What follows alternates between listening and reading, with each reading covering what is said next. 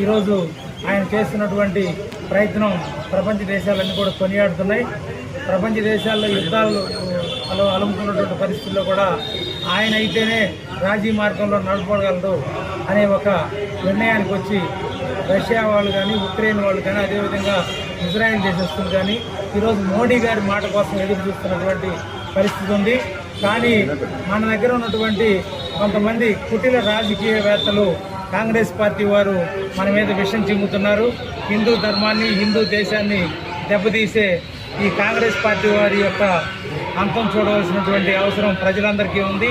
మోడీ గారికి ఈ సేవా కార్యక్రమాల ద్వారా మోడీ గారికి మనం సపోర్ట్ చేస్తూ వారికి మేమందరం మీ అంటే ఉన్నాం అని చెప్పానని మనం అందరం కూడా ఆయన వెనకే నడవాలి. నడిచి ఆయన యొక్క చేసేటటువంటి అభివృద్ధి పనుల్లో మనందరం కూడా తోడ్పాటు అందించాలని కోరుకుంటూ సెలవు తీసుకుంటాం.